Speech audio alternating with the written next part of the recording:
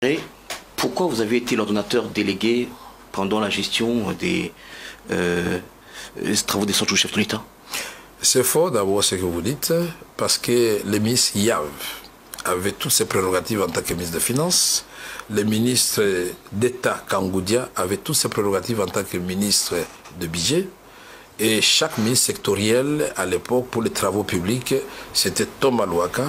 Pour l'éducation nationale, l'enseignement primaire et secondaire, après le départ de celui qui était là avant, c'est Emery Okundi qui faisait l'intérim. Et vous savez que d'abord au niveau de la conception des 100 jours, quand nous avons eu cette idée-là, puisque le président dit qu'il ne va pas croiser les bras, nous avons dit qu'est-ce que nous faisons qui va amener les changements et qui touchent au vécu des Congolais. On a pensé aux routes, on a pensé à la santé, on a pensé à l'éducation, on a pensé à l'eau, on a pensé à l'électricité, on a pensé à un tas de choses. On a dit bon, on le fait comment? Nous ne sommes pas le gouvernement, mais en même temps, nous sommes dans une situation inédite. Nous n'avons pas de gouvernement, mais le président a déjà investi. Mais on attend l'investiture d'ailleurs de l'Assemblée nationale. Le bureau n'était pas encore élu. Si le bureau n'est pas élu, donc on n'a pas de gouvernement. Mais le gouvernement Tibala est démissionnaire. On fait comment? Mais on travaille avec ceux qui sont là, au nom de la continuité des affaires de l'État. Tout devait être validé par vous? Validé par vous? Oui, ça j'ai dit et je le confirme avec force. Et donc on ne devait pas laisser un vide dans le pays. Ça vous aurait arrangé qu'on ne construise rien, qu'on n'assiste pas les gens qui étaient en détresse? Donc aujourd'hui, quand on parle de surfacturation, on doit vous poser la question au lieu d'aller vers le... Posez-moi la question sur la surfacturation, ça m'arrange. Tous les projets, le montant total était de 492 millions 100 614 dollars américains. Parce que là-dedans, vous avez 70 millions des ports de Kalemi. Et pour le reste, je peux vous répondre point sur point. D'abord, tous les projets, c'était des projets qui avaient déjà été soit commencés, soit déjà adoptés suivant la procédure de l'appel d'offres. Ce sont des projets qui étaient dans les tiroirs. Le président Félix Tshisekedi n'a rien inventé. C'est sa volonté tout simplement de vouloir faire qui étonne tout le monde. Mais la route Kulumba, qui part du côté de Transco et qui vient sortir vers Pelende. Mais cette route existait, elle avait été réhabilitée à 10% par Forest. Pelende, 0%. Le président Tshisekedi a demandé qu'est-ce qu'il vous faut. On regarde les papiers qui étaient au ministère du budget, et le ministre du budget était là, le ministre des Finances était là, c'est autant. La route est terminée, le pont il est terminé. L'avenue Luambo Makiadi, Kassavubu, Bokassa, on appelait ça Bokassa à l'époque, oui. Bokassa.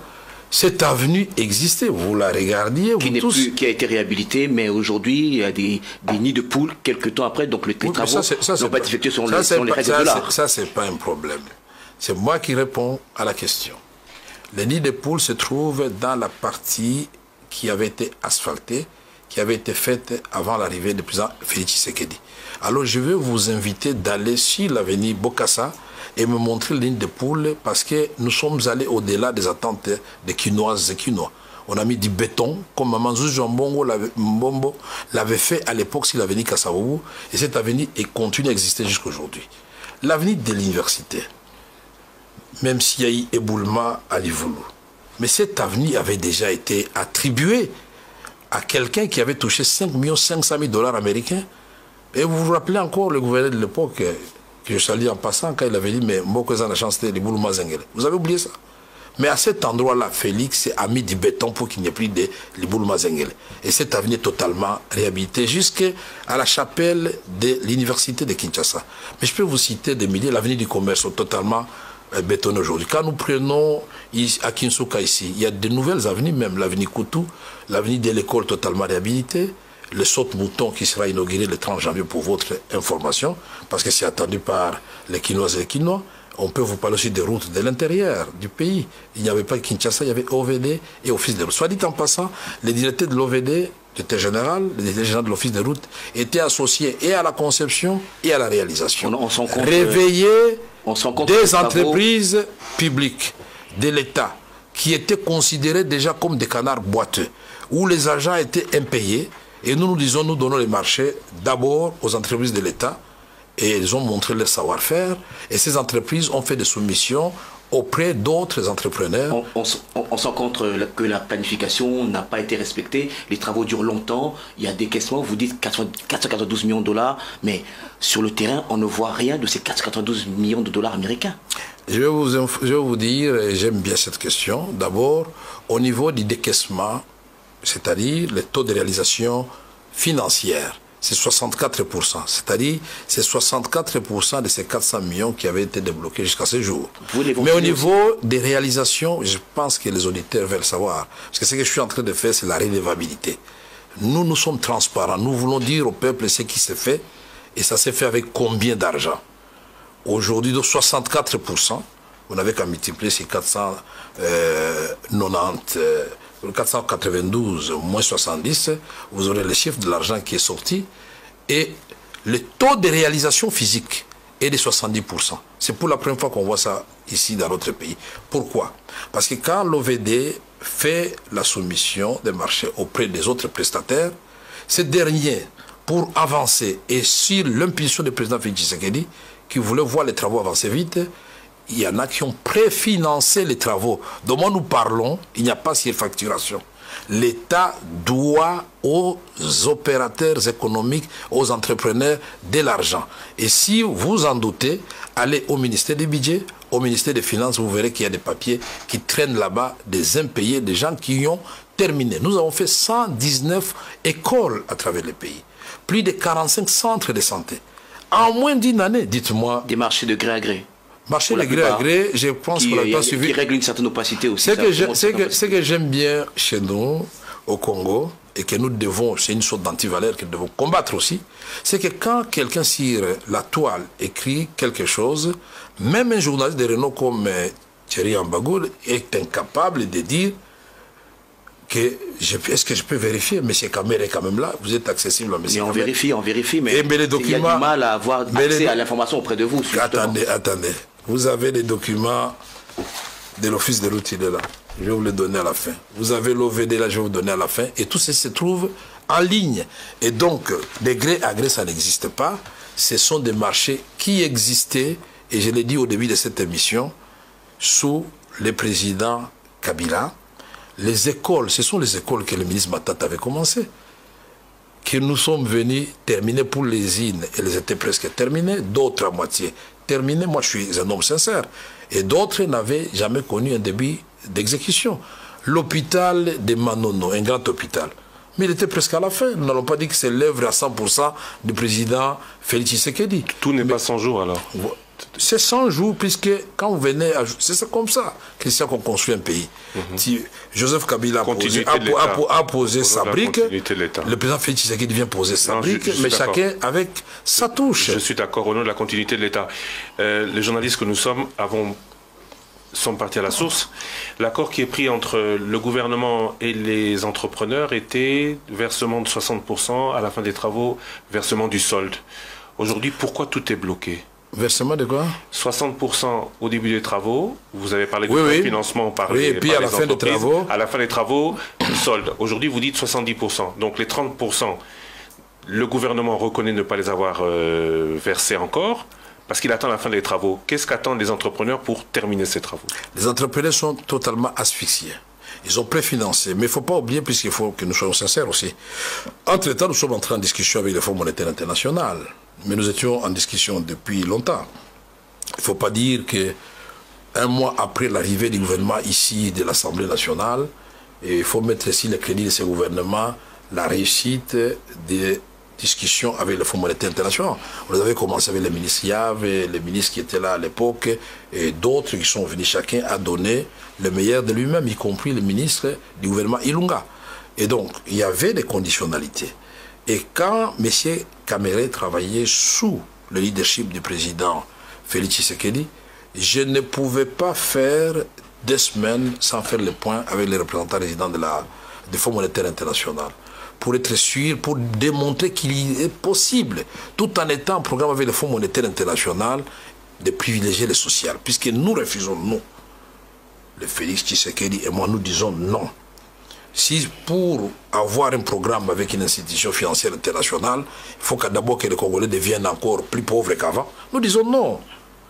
Voilà pourquoi je m'insurge contre cette gestion où on fait plus attention aux attentes de l'extérieur qu'aux attentes du peuple congolais. Oui, l'inverse devait être justement les réflexes du ministre des Finances, du ministre de l'économie, du Premier ministre.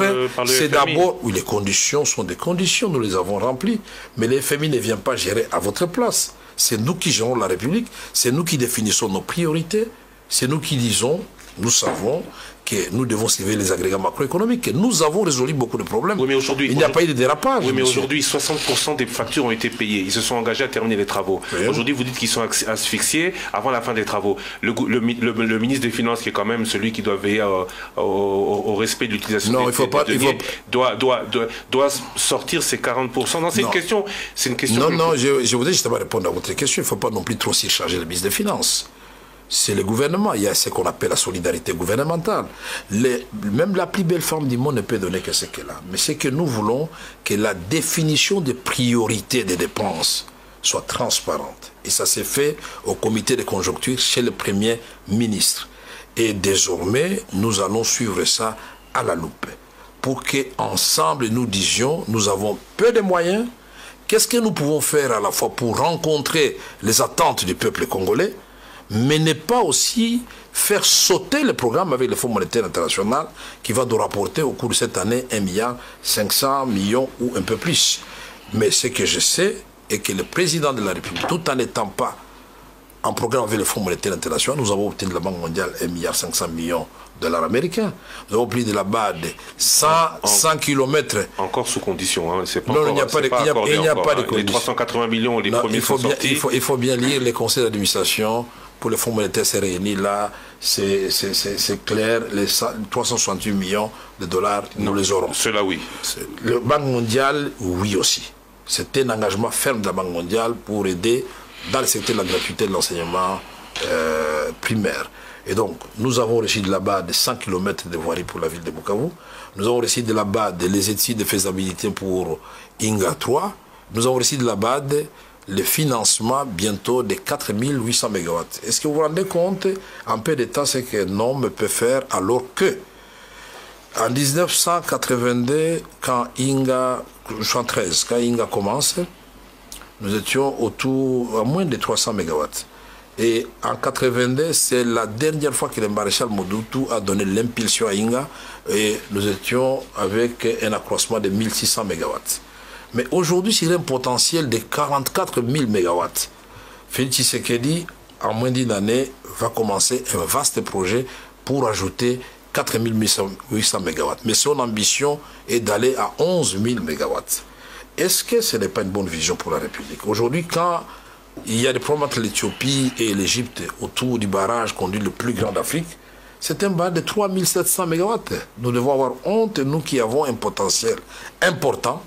Et quand Félix vous dit ça, vous devez vous dire, quand même, notre pays, les ambitions commencent à s'afficher. Et c'est cela que nous voulons. Un grand Congo qui reconnaît sa place au cœur de l'Afrique, qui va impulser à la fois et la paix dans la région et le développement. Si le Congo se lève, tous les autres pays vont se lever. Le Rwanda peut devenir le Singapour peut-être, le Congo la Chine, l'Angola le Japon, et ainsi de suite. Donc nous pouvons ici, autour de cette sous-région, créer des pays où il fera beau vivre et personne ne va agresser personne. Parce que chacun aura la prospérité chez lui, et c'est ça la solution à l'insécurité, la paix dans l'ensemble de la région. Thierry Kambundi, Top Congo FM. Monsieur Vital Kamerhe, le problème de la République démocratique du Congo, que je sache, n'a jamais été l'ambition. Parce que quand vous lisez même les discours des précédents dirigeants, ils étaient toujours aussi ambitieux que ceux des dirigeants actuels. Mais le problème, c'est comment vous faites les choses. Puisque vous avez parlé de redevabilité, vous avez affirmé que vous avez été autant transparent concernant le programme des 100 jours. Pourquoi vous n'avez jamais rendu compte à la population? Pourquoi même la conférence de presse annoncée par la présidence de la République, lorsqu'il y a eu toutes ces polémiques autour de la gestion du programme des 100 jours, n'a jamais eu lieu? Merci beaucoup. Vous savez, rendre compte au peuple, ce n'est pas nécessairement à travers les conférences de presse. Ça c'est fait. Nous le disons, on fait des reportages, nos journalistes comment on dit, accrédités à la présidence le font, mais pour bien rendre compte à la nation, je crois que c'est à travers la Chambre basse. Et voilà le travail de l'Assemblée nationale. On a adopté le programme du Premier ministre Ilunga Ilunkamba depuis le 6 septembre. Moi, je serai à la place de Mme Jadid Bamunda. Je ne ferai pas de déclaration pour recadrer le président. J'appellerai le Premier ministre, comme moi je l'avais fait avec Gizeng à l'époque, pour me dire, tiens, nous avons adopté le programme ici. Chez moi, à Bumba, vous allez construire je ne sais pas quoi. Chez tel, vous allez faire ceci, tel député. Puis, ce sont des représentants du peuple là-bas, dans cette chambre. Dites-nous où est-ce que vous en êtes. Où sont les ponts que vous nous avez promis? Où est l'amélioration de telle ou telle situation? Et là, les choses vont marcher. Si je parle de redevabilité, oui. C'est juste... Je vais prendre un exemple pour l'illustrer. Oui. La seule fois qu'on a entendu le coordonnateur des programmes de 100 jours s'élever pour apporter des précisions concernant l'utilisation des fonds alloués à ces programmes, c'est lorsque l'ODEP a sorti un programme qui vous a chargé. Avant cela, il n'y a rien eu comme information. Et vous le dites le plus sérieusement du monde. Un programme qui vous a accusé. Je suis très content. Et alors, vous allez montrer cette copie que je vais vous laisser aux amis de l'ODEP et ils vont me dire où est-ce qu'ils ont été chercher leur... Je voudrais qu'on le filme bien. C'est cette caméra-là. Alors, vous verrez bien le montant. Je vous ai fait la synthèse du programme. Le montant total, c'est 492 100 614 dollars américains. Et je vous ai dit, le taux de réalisation financière est de 64%. Et je vous ai dit que le taux de réalisation physique est de 70%. Alors quand l'ODEP dit, il nous surcharge, et l'ODEP, j'ai noté qu'il a parlé de 180 millions de marché de gré à gré. Il a tort d'avoir raison ou raison d'avoir tort. Pourquoi justement les 180 millions de dollars américains, je vais vous les souligner parce que quand vous regardez cette autre fiche, c'est une très bonne question. Et là, ça nous permet de... Ces tableaux ont été montés, confectionnés par la présidence de la République, pas par une structure indépendante. Pas par le président de la République. Par la présidente de la République et les ministres sectoriels. Voilà, c'est ce que vous devez savoir et vous allez le vérifier.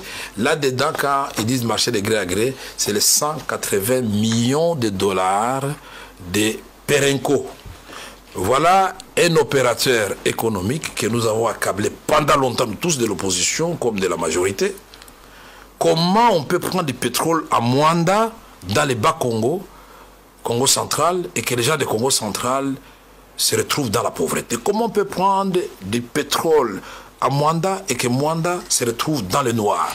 Et eux se proposent, après bousculade, de dire, ok, nous amenons 180 millions de dollars américains pour construire un barrage à gaz qui va donner non seulement du courant totalement à Mwanda, Boma, Matadi, mais une partie de cette électricité va être transportée pour aller s'y player au déficit au Katanga. Et donc ça, vous appelez ça marché de gré à gré. Je reviens, monsieur. Et il a son argent, si vous le permettez, il vous l'apporte, il vous dit, je vais vous construire le barrage. Et nous allons dire, non monsieur, nous sommes dans les modalités pour faire aboutir ça. Le président de parti s'est reposé je reviens, si vous permettez. Il a visité les installations de Perenco et il n'a pas été très tendre avec eux. Il a dit, même si vous allez construire le barrage, moi je ne suis pas encore convaincu que la manne pétrolière profite aux population du Congo central. Monsieur Kamere, merci beaucoup pour toutes ces infos. Je reviens au programme des 100 jours avant de passer peut-être à la composition du cabinet du président de la République parce que ça fait partie de ce chapitre. Ça vous intéresse aussi? Oui, absolument. Très bien, allons-y. Voilà. Est-ce que vous voyez la souffrance de la population à Massina, des bonhommes, Mokali, à Pascal, ces gens qui souffrent à cause des embouteillages pour des travaux qui ne se font pas? Je vous entends parler avec une certaine, un certain relâchement, alors que les Congolais souffrent au quotidien. Les embouteillages ont accru à Kinshasa suite aux travaux des sautes-moutons qui ne se font pas ou presque partout à travers le pays, la ville. Vous savez, messieurs les journalistes, quand vous posez une question, il faut faire aussi attention. Parce que quand vous affirmez dans votre question des choses qui sont fausses, elles peuvent être de nature à révolter aussi la population. Quand vous dites les travaux ne se font pas, puisque les travaux ne se font pas, donc il n'y a pas d'embouteillage, donc la route est restée telle que le président Kabila avait laissé. Je parle des chantiers qui sont à l'arrêt. Ah, les chantiers à l'arrêt, là vous avez évolué. Je peux citer Bitabé. Oui, d'accord, vous avez évolué. Très bien, mais c'est bien. Ouais. Mais pour faire passer l'ancien boulevard Lumumba de 2 bandes ou 3 bandes à 8 bandes, on a attendu combien de temps? 3 ans et demi. 3 ans et demi, s'il vous plaît. Les sautes de moutons là, l'inauguration finale était prévue le 25 décembre. Mais les derniers paiements pour l'OVD et l'Office de route, et je le connais par cœur, datent du mois de septembre à la suite de la programmation que le Premier ministre avait faite. Le montant total, 8 millions de dollars. 5 millions pour l'Office de route, sur lesquels on a défalqué 1 million pour sauver Gramalik, quand nous avons, nous la présidence, crié en disant non, attention, il faut faire attention, si on laisse cette érosion évoluer, on va dépenser plus qu'1 million. De l'Office de route est resté avec 4 millions. 3 millions pour l'OVD. Et les besoins affichés par l'OVD et l'Office de route étaient respectivement, je crois, de 28 millions et de 20 millions autour de ces chiffres-là. Ils ont fait ce qu'ils devaient faire. D'ailleurs, moi, je les félicite. Puisque quand on disait aux Congolais qu'on va fabriquer des rampes, on va fabriquer des bétons armés dans les laboratoires français, les transporter dans les navires jusqu'à Kinshasa pour éviter des aventures de l'époque où cette histoire de passerelle était tombée sur les gens. Mais moi, aujourd'hui, quand je vois que Kinshasa est terminé, c'est pas terminé. On a annoncé que le chef de l'État n'est jamais parti, ça veut dire qu'il y avait un problème. Mon frère, il faut aimer votre pays. Quand il y a un changement, il faut le saluer. On n'a jamais vu ça dans ce pays. Un président qui vient sans gouvernement et il fait ce qu'il est en train de faire. Kinshasa sera inauguré le 30 janvier. S'il n'est pas inauguré, vous m'appelez, M. Camero, est-ce que vous êtes passé? Vous étiez déjà là la dernière fois. Oui, mais c'est terminé. Les sautes moutons est terminé. Parlons des chantiers qui sont à l'arrêt. Non, laissez-moi continuer. Mais laissez-moi continuer. Je vous en prie. Quand vous passez réellement sur Sosibat, vous ne voyez pas cet état d'avancement des travaux. Alors quand vous arrivez sur Mandela, attendez, mais j'évolue. Quand vous arrivez sur Rond-Point Mandela, vous allez dire vraiment avec tous les sérieux du monde que les travaux ne se font pas. On peut aller à Tchangou maintenant? Oui. Quand vous allez sur des bonhommes, vous allez dire que les travaux ne se font pas? J'y étais. Les travaux se font et suffisamment avancés et n'attendent qu'un dernier coup. Ce que vous ne savez pas, c'est ceci. Je vais vous donner une information que vous n'avez pas. Et je serais content que vous invitiez à la fois les DG de l'Office de route et de l'OVD. Les bétons pour les sautes-moutons, pour sécher, c'est 45 jours, monsieur. Même si vous voulez continuer les travaux, vous devez attendre, il y a une date qu'ils ont donnée, je crois autour du 5 février, ils vont mettre la dernière rampe. Mais pourvu que les finances aussi suivent. C'est bien que vous posez ce genre de questions pour y répondre. Mais construire les sautes-moutons ne suffit pas. C'est comme ça que dans le cas du programme de 100 jours, nous avons prévu la commande de bus pour renforcer Transco qui vont venir. Parce que vous avez beau construire des routes, les gens de Massina marchent à pied, même quand il n'y a pas d'embouteillage. Ce ne sont pas les gens qui marchent, les pauvres là qui marchent à pied, qui sont dans les embouteillages. C'est vous qui avez des voitures, nous qui avons des voitures, qui nous plaignons. Et nous voulons nous cacher derrière la population, disant oui, la population souffre des embouteillages. Non, c'est nous, les gens des voitures. Est-ce que vous avez déjà acheté des bus à la population pour dire qu'elle souffre d'embouteillage? Moi, je crois que c'est ce que vous allez me demander. Oui, que M. Kabere, qu'est-ce que vous attendez pour acheter des bus à la population, les trains urbains? Voilà ce qu'on attendait de vous. Je reviens à la composition du cabinet du président de la République et à tous les scandales qui ont caractérisé également l'an 1 du président, l'affaire 15 millions, la taille du cabinet du président de la République. Et oui, on en a beaucoup parlé aussi. M. Kamere, directeur de cabinet, qui s'est fait passer au rang de vice-premier ministre alors que le directeur de cabinet du précédent mandat ou du précédent avait rang de ministre d'État. Est-ce qu'on avait besoin d'un personnel aussi important qui va englober un budget aussi important pour accompagner le président de la République? Commençons par la fin. M. Kamere qui s'est fait passer. Non, je ne me suis jamais fait passer au rang de vice-premier ministre. Qu'est-ce qui s'est passé? C'est le président de la République qui a estimé, lui-même en âme et conscience, je suis son partenaire, monsieur, tout en étant son directeur de cabinet. Nous avons signé l'accord de Nairobi avec le président. Je suis aussi partenaire de Joseph Kabila pour avoir accepté, Félix et moi, cette coalition. Le président Félix et moi, cette coalition. Donc, je suis un directeur de cabinet, mais un directeur de cabinet acteur de premier rang. Il faut faire attention avec ça. Et je serai même plus que ça. Puisque dans l'accord que nous avons signé à Nairobi, je devais être Premier ministre. Et ça ne m'impressionne pas. J'ai été président de l'Assemblée nationale, c'est bien au-dessus de la primature. Donc, ce sont avec cette discussion. Ça dépend aussi de l'homme. C'est comme ça que les choses fonctionnent à travers le monde. Quand Mongolo Diak a accepté d'être gouverneur de la ville de Kinshasa, il a posé comme condition au maréchal Mobutu, je suis gouverneur d'accord, mais je dois être ministre d'État en même temps. Et pourquoi vous ne l'évoquez pas ces cas-là? Je ne suis pas Mongolo Diak, mais je suis Kamere. Monsieur Kamboudi a parlé de la composition. De la présidence. La composition. C'est-à-dire, j'ai suivi et c'est maintenant, après avoir vérifié, que je pardonne à nos amis de la Radio France Internationale. Effectivement, dans la loi des finances, il s'est glissé une erreur monumentale où on a dit le cabinet des chefs de l'État a 54 conseils spéciaux. Soyons sérieux. Les 54 conseils spéciaux sont où? Ils se promènent où? Ils s'appellent comment? Les cabinets des chefs de l'État, nous prenons tous les conseils spéciaux, ils ne sont pas plus de 8. Excepté le conseil spécial en matière de sécurité, qui est régi par une loi particulière. Nous prenons les autres conseillers spéciaux, auxquels on ajoute les chargés de mission, les ambassadeurs, etc. Ils ne sont pas plus de 15. Et donc, je ne sais pas où est-ce qu'on a été chercher le chiffre de 54.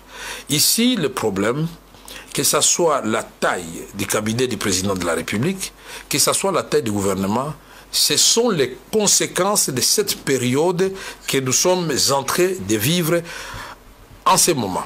Nous sommes dans une expérience inédite où le président de la République n'a pas la majorité au niveau de la Chambre, où pour la première fois nous avons un gouvernement de près de 70 membres du gouvernement. Pourquoi on n'a pas posé la question de la taille du gouvernement? On a beau dire, et nous avons déployé tous les efforts, croyez-moi, pour bloquer le nombre de membres du gouvernement à 45, ça n'a pas marché. Oui, mais vous ne pouvez pas comparer le gouvernement et la présidence de la République. Je n'ai pas le gouvernement, c'est une coalition, la présidence de la République, c'est vous tout seul. Je n'ai pas terminé. Et les chiffres, ce que j'aime chez Top Congo, c'est que vous aidez l'invité à répondre à vos questions et vous tapez à côté. Donc, le président de la République n'est pas une coalition, mais c'est une alliance. Il y a l'INC et il y a l'UDPS. Nous ne pouvons pas aller, et nous accédons au pouvoir, et puis bon, les gens qui ont donné leur sang, les gens qui se sont battus... L'alliance bon, n'est pas au-dessus de la Constitution, M. Kamere. Tout comme la coalition... Vous parlez de vous, de votre rang, de l'alliance. Laissez-moi terminer, mais est-ce que la coalition est au-dessus de la Constitution? La coalition est-elle au-dessus de la Constitution? Et je pose la question. Mais si pour avoir un climat apaisé et permettre aux institutions de fonctionner normalement, je crois qu'ici, c'est la fin qui justifie les moyens. Le peuple congolais a besoin de savoir réellement est-ce que nous donnons la chance à Félix Tshisekedi, qui incarne beaucoup d'espoir, de réaliser ce qu'il nous a promis. Mettez-nous à l'épreuve. Et je vous dis, pour terminer avec cette question de composition du gouvernement, vous pouvez avoir la présidence. Pour avoir la quantité, mais la qualité. Et je voudrais dire aussi, prenons le même cabinet, le nôtre, qui est élefantesque, comme vous l'avez dit, et je le reconnais. Et vous allez fouiller dans les différentes fiches de paye et des dépenses de la présidence, puisque nous venons de faire presque une année. Vous comparez les deux périodes comparables, les dépenses effectuées par la présidence en 2018, en 2019, et les dépenses sous Félix Tshisekedi en 2020. On parle de plus 231% de ce qui avait été prévu, plutôt que 73 millions. Les chiffres indiquent 170 millions. Oui, et la présidente était quoi? Nous sommes, messieurs, je vais vous dire une chose. Donc le budget, la loi des finances, aujourd'hui, la présidence de la République est en déficit par rapport au crédit qui devait lui être alloué. Et je suis mieux placé pour le dire. Alors continuez à croire à ce que vous croyez. Et quand on a prévu des dépenses, ce n'est pas que les dépenses là sont réalisées tout de suite. C'est au moment de la reddition des comptes qu'on saura ce qui a été fait. Puisqu'on peut dire, bon, Top Congo a été budgétisé pour 10 000 $. Mais à la fin de l'année, vous n'avez reçu aucun rond. Donc ici, nous sommes souciés d'abord du peuple, c'est lui. Et c'est comme ça qu'on a mis la gratuité. Ça, vous ne soulignez pas. C'était osé, il fallait faire la gratuité. Comme Kabila avait osé faire la décentralisation à l'époque, c'était une très bonne chose. Mais il fallait l'encadrer. Ça demande des moyens, tout comme la gratuité. Donc, encourager les gens qui viennent avec des réformes pour aller de l'avant. Et la réforme qui va suivre, ça sera la santé. Et ça sera la justice. J'espère qu'on aura le temps d'en parler. Eric Chikuma Zoumeko. Vital Kamere, tout à l'heure, vous dites que le budget de la présidence de la République est en déficit, mais pourquoi l'ODEP, récemment, dans son rapport, a fait une évaluation sur base des états de somme et des informations captées au niveau de la chaîne de la dépense, que entre février et septembre, la présidence de la République a connu un dépassement de 168%. Vous pouvez poser cette question à l'ODEP, puisque l'ODEP vous a dit aussi que la présidente de la République, dans les cas de 100 jours, avait dépensé plus de 1,5 milliard de dollars américains. Là, je viens de vous démontrer, papier à l'appui, que le budget total, s'il est de 492 100 614 dollars américains, vous allez dépenser 1,5 milliard €. Et je vous ai dit que là-dedans, il y avait le port de Kalemi pour 70 millions de dollars.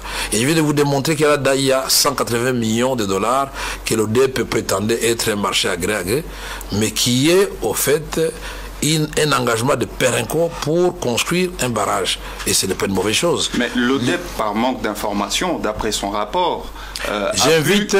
Vous savez, d'abord, c'est réintégrer de la loi. Est-ce que vous savez qu'en matière d'audit, parce que moi, je suis un économiste, et l'ami de l'ODEP est en train de me suivre, vous ne pouvez pas faire votre audit à l'insu du contrôlé.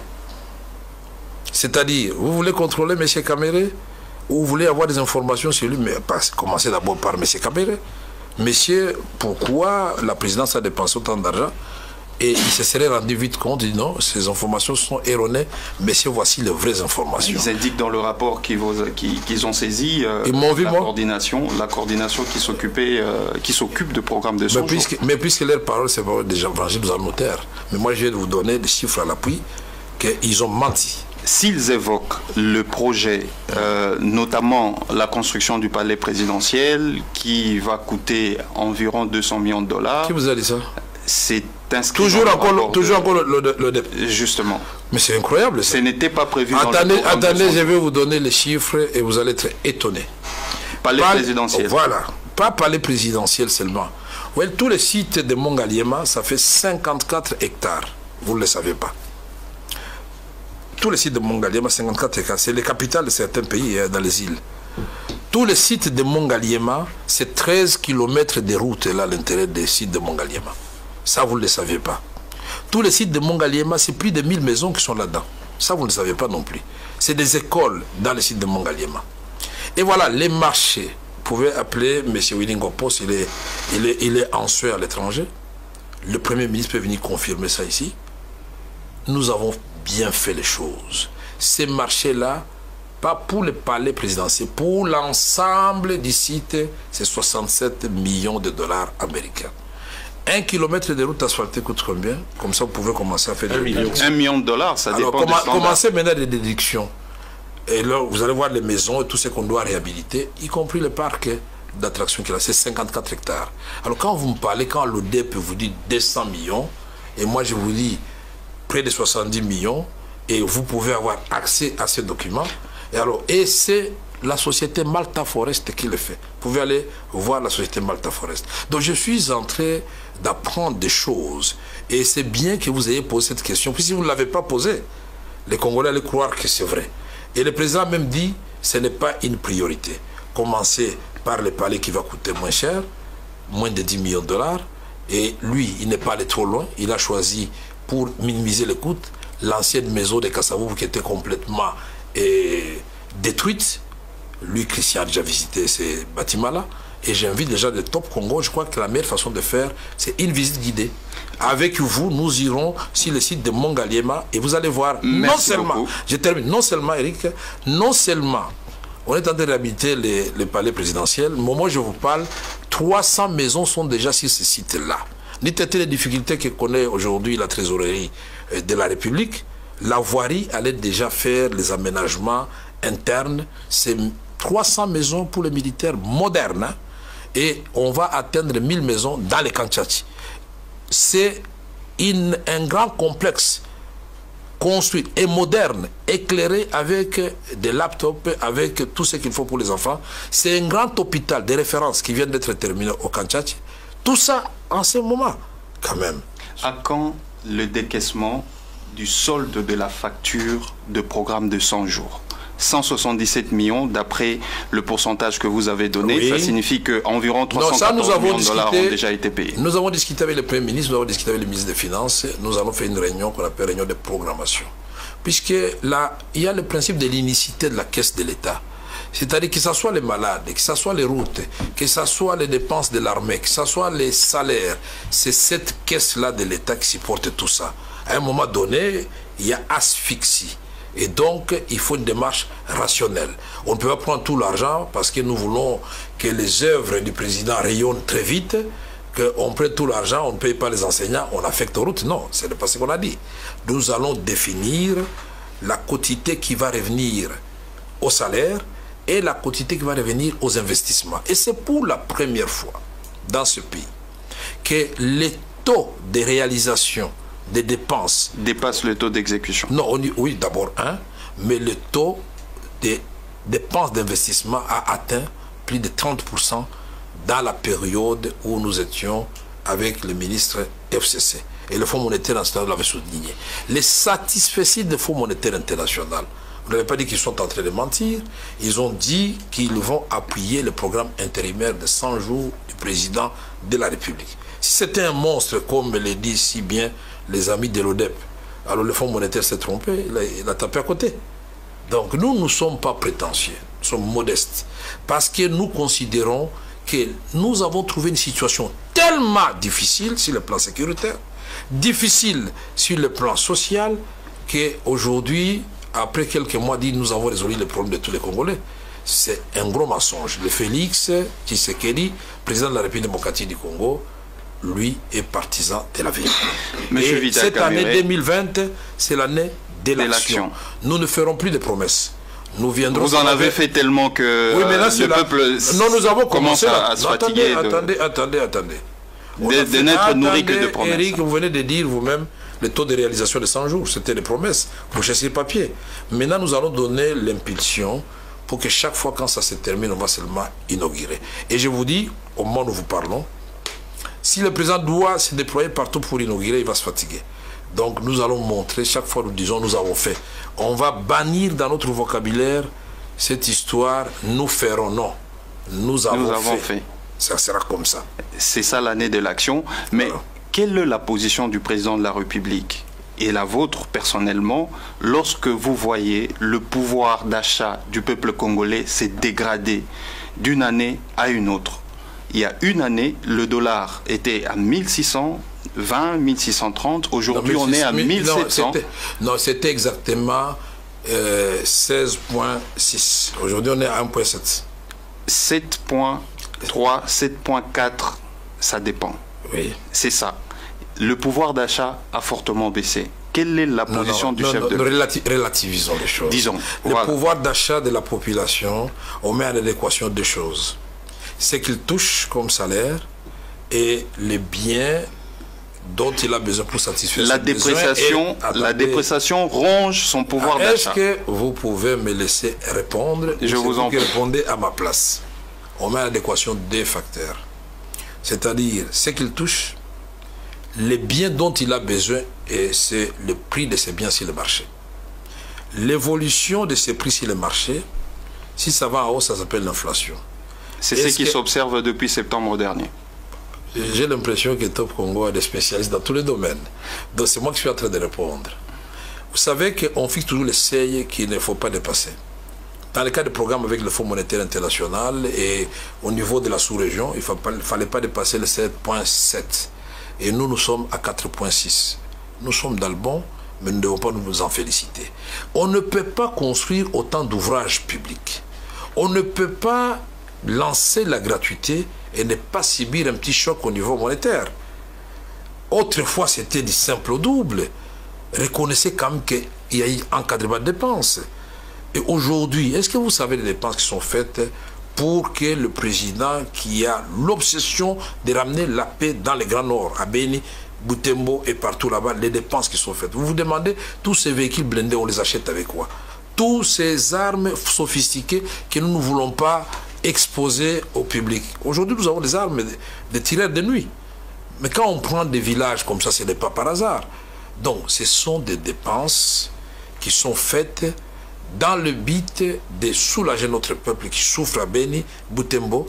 Et si ça peut amener une petite inflation par rapport à la paix et à des vies humaines à préserver, ça vaut la peine, monsieur Eric. 2020, année d'élection, parlons de l'économie nationale. La RDC est en programme, le gouvernement est en programme de référence avec le FMI. Il y a des repères quantitatifs et structurels à respecter pour pouvoir avancer dans la négociation pour un programme économique à moyen terme. Quelle est la place de la restauration de la discipline budgétaire dans la gestion de l'exécutif national? Et vous avez reçu en même temps quelques propositions des ambassadeurs accrédités ici en République démocratique du Congo en ce qui concerne le climat des affaires. Comment allez-vous, les propositions pour l'amélioration du climat des affaires ici en RDC? Il fallait qu'on attende ça des ambassadeurs, c'est ça? Ils vous ont rencontré, ils ont rencontré le chef de l'État, il leur a... Oui, ce sont des propositions. Mais le chef de l'État avait déjà... Que faites-vous? Le chef de l'État avait déjà sa vision. Faire? Il vous a parlé de la création de l'Agence nationale des climats des affaires. Qu'est-ce qui est fait c'est déjà fait. Beaucoup de choses sont faites. Nous sommes en train de diminuer et de supprimer toutes les poches de tracasserie. Nous avons été à Lubumbashi. À Kasubale, ça c'était plus d'une centaine de services. Le président les a ramenés à 4. Et je ne dois pas dire que ça a été respecté à 100%. Mais au moins l'effort est fait. Et on est en train de faire ça partout. Ici, nous avons, quand nous disons que nous devons cesser avec des contrôles intempestifs. On dit, M. Kamere est en train de faire obstruction au travail de l'inspection générale des finances. Les contrôles réguliers, le premier contrôle qui s'est fait, c'est les régies financières qui disent non, monsieur l'opérateur économique, votre chiffre d'affaires que vous avez déclaré, il est faux. Et on fait ce qu'on appelle le redressement fiscal. Le contrôle de second degré, c'est l'inspection générale des finances. C'est un contrôle supérieur. Qu'est-ce qui se passe chez nous?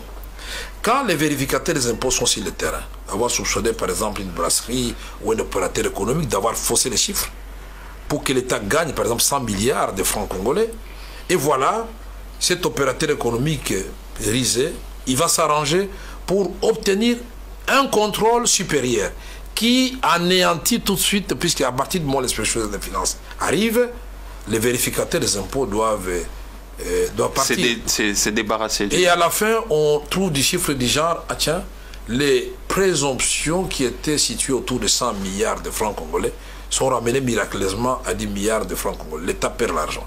C'est comme ça, ma position m'a toujours été que l'inspection générale des finances était un outil à la disposition du gouvernement. C'est le gouvernement qui doit actionner l'inspection des finances pour quand il veut et quand il estime nécessaire pour qu'il n'y ait pas de confusion sur le terrain. On a ramené l'inspection des finances au niveau de la présidence, on a laissé les autres régies financières là où elles sont, donc nous pouvons envoyer l'inspection des finances quand nous voulons, mais en même temps on va trouver des missions de contrôle au même moment. La justice de son côté envoie des inspecteurs judiciaires pour contrôler les opérateurs économiques. L'ANR le faisait, et l'armée, la police, le gouvernorat, tout. Mais quel est cet opérateur économique qui va accepter de travailler dans un tel climat? Ça ne va pas. Élisée Audiard, Congo Web Télévision. Tout au début de cette émission, vous avez vanté les mérites de la coalition avec le FCC pendant l'accession du président à la magistrature suprême. Pourquoi avez-vous opté pour la coalition par la suite? Oui, nous avons opté pour la coalition parce que nous aimons le Congo d'abord. Et pourtant la cohabitation, ça marchait bien. La cohabitation, non, madame. Mais vous venez de le dire tout à l'heure qu'avec 100% FCC, il y a beaucoup de projets qui ont bien marché. Avec étonnement. J'ai dit, j'étais étonné de voir que pendant la coalition, les choses ont évolué beaucoup plus qu'elles l'ont été pendant la cohabitation, pendant la coalition. C'est ce que j'ai dit. La cohabitation est bien plus compliquée. Même dans les pays à vieille démocratie, on avait qu'à voir quand vous avez Jospin, vous avez les Balladur et tout ça, on a connu Chirac. C'était pas facile. Mais si la cohabitation vous a permis d'atteindre certains objectifs aujourd'hui, est-ce qu'il y a moyen de faire un rétropédalage? Non, on ne peut pas le faire. Puis c'était une cohabitation de fait. Pourquoi? Il y avait des ministres qui n'étaient pas ici de l'Assemblée nationale. Vous voyez qui n'étaient pas ici de l'Assemblée nationale. On était dans une sorte de transition pour attendre que les députés qui ont été élus puissent élire leur bureau et adopter le programme du Premier ministre pour que l'on forme finalement le gouvernement. Mais à tout point de vue, la coalition c'est une bonne chose puisque vous parlez, vous avez le sentiment d'appartenir à une même famille mais qui est au fait bipolaire, mais au moins vous avez des passerelles de communication. Donc je peux parler au Premier ministre Ilunga Ilunkamba comme à un ancien professeur qui m'a donné cours. Je peux parler au ministre des Finances Sele, comme à un ancien étudiant à qui j'ai donné cours aussi à mon tour. Il peut vous parler comme le directeur de cabinet que vous êtes, un administratif. Absolument. Comme son grand frère, il m'appelle toujours. Un administratif qui n'est pas administratif. Il n'est pas administratif. Moi je suis administratif. Qui vous a dit ça? Qui vous a dit ça? Et pourquoi je signe le contre-essai des ordonnances présidentielles? Vous n'avez pas fait attention à ça. Certains estiment que vous outrepassez aussi vos droits, vos prérogatives. Non, ce sont peut-être mes prédécesseurs qui ne connaissaient pas leurs droits. Quand un directeur de cabinet réplique à la présidente de l'Assemblée nationale, on se dit, je vais poser la question qui a outrepassé les droits? Si vous avez connu Nimi Maïdika Ngimbi. Vous êtes dans cette lignée-là. Ah, moi j'adore. Est-ce que vous avez connu un certain Voudoua Tepemako? Cette fonction, il faut la valoriser. Directeur du cabinet de l'État, ce n'est pas une petite fonction, c'est une grande fonction. Moi, je suis de la trempe de ces gens-là, qui ne peuvent pas laisser passer du désordre. Nimi Maïdika Ngimbi, quand il prenait la parole, il recadrait tout le monde. Même la deuxième institution du pays. Absolument, quand ça ne va pas, quand vous dérapez. Ça cadre avec vos attributions. Des attributions du président, parce que j'en suis gardien. Mais déjà qu'il y a même pas une attributions. Ça fait 5 mois que le gouvernement est là, j'ai vérifié, 5 mois, toujours pas d'ordonnance portant fonctionnement et modalités de collaboration avec le gouvernement, toujours pas d'ordonnance fixant des attributions. Oui, mais cette ordonnance, vous parlez de quelles attributions? Ces ordonnances-là, pour votre information, je voudrais profiter de votre question pour que tous les publics en soient informés. Ça a été discuté en Conseil des ministres. Hier. Pas hier, comment hier? Il y a plus 4 conseils de ministres, ces ordonnances, et vous en faites pas, c'est pas une chose facile. Puisque nous sommes dans une expérience inédite, madame. Quand les ministères, prenons un ministère, nous avions, avant nous avions le ministère de l'enseignement primaire, secondaire et consort. Maintenant, nous avons un ministère à part entière dédié à la formation professionnelle. Et vous pensez que les ministres qui restent avec les PSP, puisqu'on a ajouté technique, et celui qui a la formation professionnelle vont comprendre facilement la ligne de démarcation se trouve à quel niveau. Ils sont intelligents. Mais laissez-moi, on n'a pas dit qu'ils sont bêtes. Mais nous disons, en dialoguant, en discutant, on est en train d'arrondir les angles. Mais on a terminé. Il faut combien de temps pour ça? Parce que ça. J'aime bien Top Congo. Vous ne me laissez pas l'être. Je trouve que les journalistes sont pris. Mais oui, quand vous 80% le temps. Vous ne laissez pas. Mais puisque je suis en train de vous répondre, vous avez pris plus de temps que moi. Et je vais me plaindre à la fin de l'émission. Ça, je vous promets. Donc, je dis ceci, ces ordonnances ne sont plus au niveau du gouvernement. Finalement, tous les membres du gouvernement ont dit nous sommes juges et partis, nous responsabilisons l'autorité suprême, le président de la République. Et le président, lui, qui est gentleman, a dit bon, je vais consulter le Premier ministre et puis on va rendre ces ordonnances publiques. D'autorité, on va décider maintenant. C'est pas une priorité, ça presse pas, il faut attendre. Le gouvernement fonctionne, c'est une priorité, mais pas plus que ramener la sécurité à Beni Boutembo. Donc on est là, on est d'accord, pas encore d'attribution, mais 12 caméras. Les attributions sont là, puisque celles qui sont là ne sont pas encore en projet. Sur base de quoi? Pas d'acte, pas d'ordonnance? Des attributions tacites ou existantes déjà? Mais vous avez lu l'ordonnance qui m'a nommé? Elle fait allusion à l'ordonnance portant organisation et fonctionnement le cabinet du président de la République signé par le président Joseph Kabila. La continuité de l'État. Donc les attributions sont là. Tant qu'elles ne sont pas abrogées, je les exerce et avec force. Mais je croyais que par exemple, vous avez cité Nimi, certains vous voyez sur les traces de Néhémie parce qu'il se comportait aussi, selon certains comme vous, hein, des directeurs de cabinet très en vue qui parfois veulent prendre la place de certaines institutions. Non, moi je ne me comporte pas comme ça. Je ne vais pas prendre la place de certaines institutions. Je vais répliquer à certaines madame, est-ce que vous pouvez me laisser terminer, ne fût-ce qu'une phrase, une phrase. Je vous laisse. Moi, je vous ai dit que je suis le gardien des prérogatives du président de la République.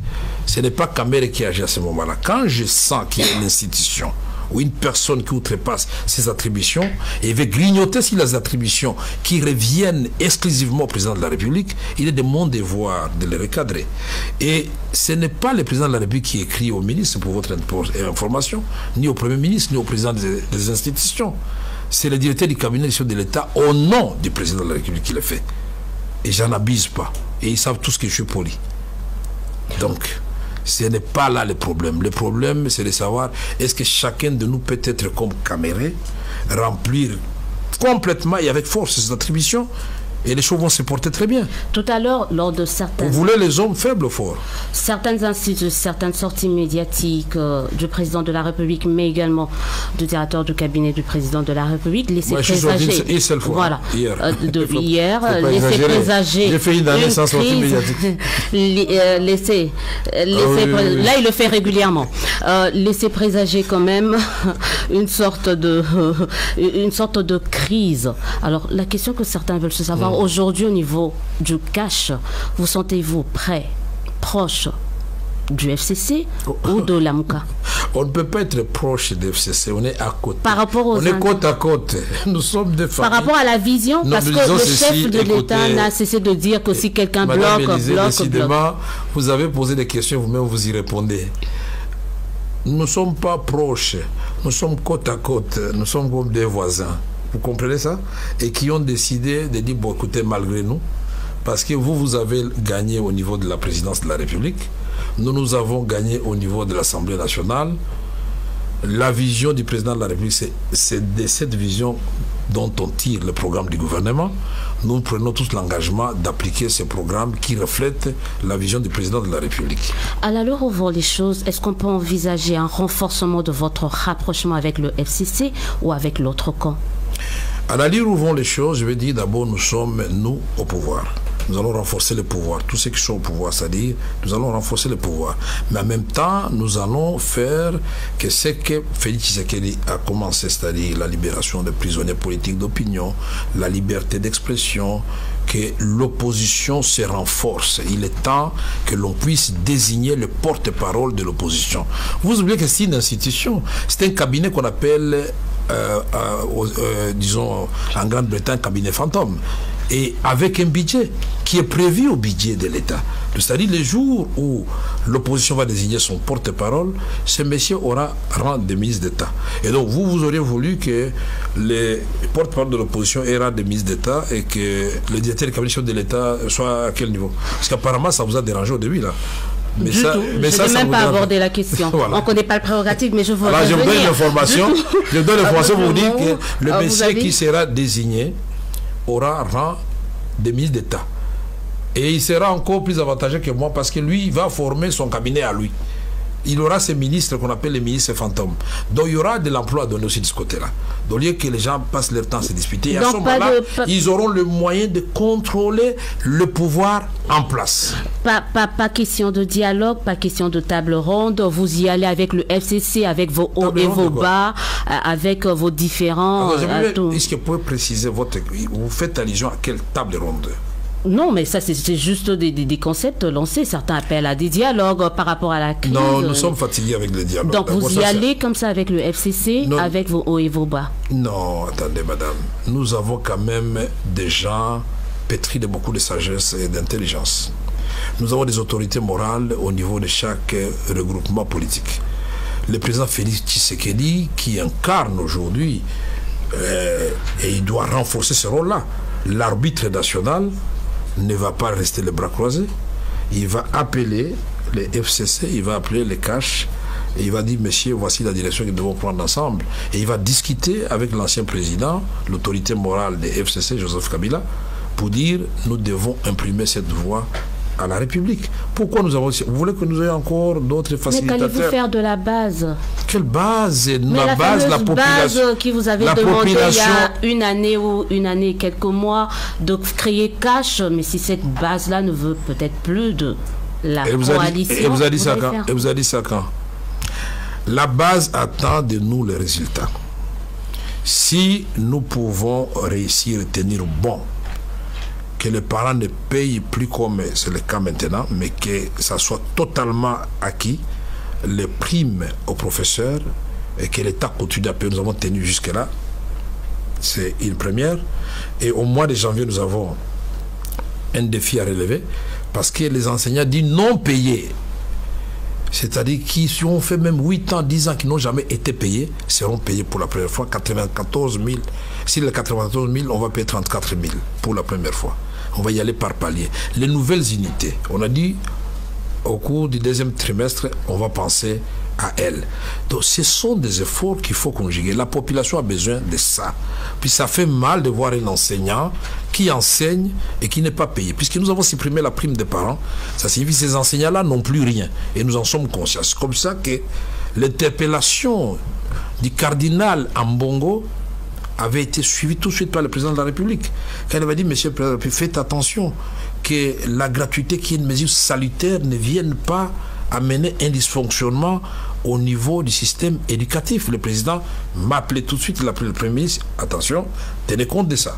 Et le résultat, c'est quoi? Il fallait discuter avec les coordonnateurs des écoles conventionnelles catholiques et autres pour trouver un chemin d'entente. Ça s'appelle dialogue.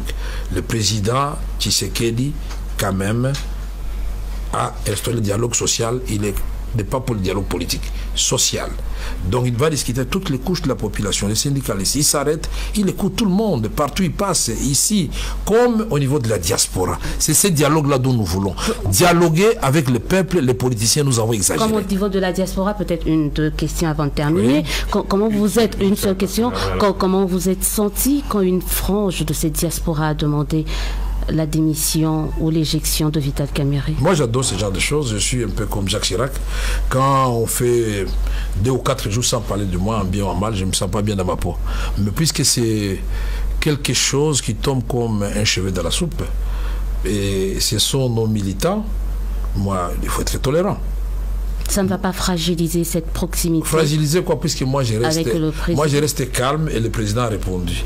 Il a dit, monsieur Vital Kamerhe, la victoire a commencé avec lui à Nairobi.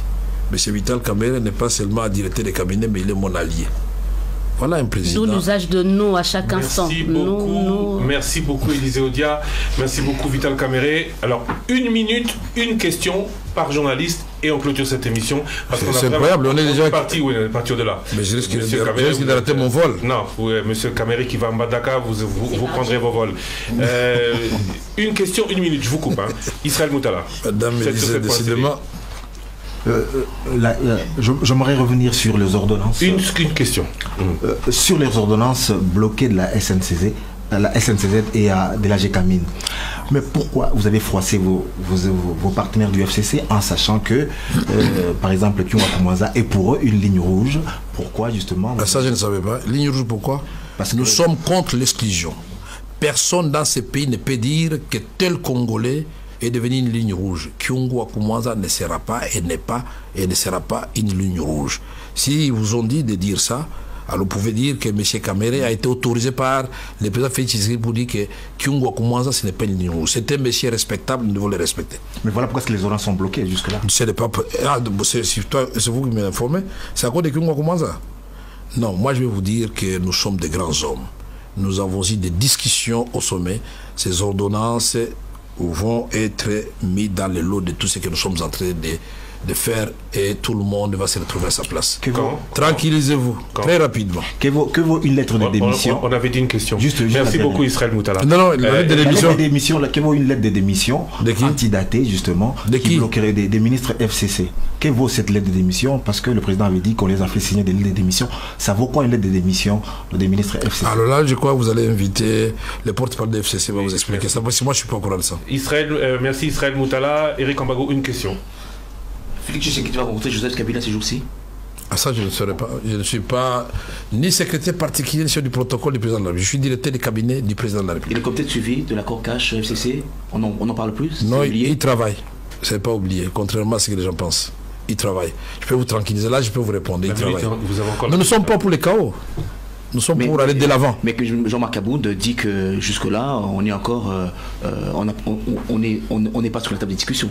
Mais est-ce que vous avez oublié que chaque fois que les Congolais se rencontrent, c'est toujours d'éternels recommencements? Mais pour arriver à l'aboutissement de Sun City, Lusaka, Christian Lusaka était avec nous, il a vu.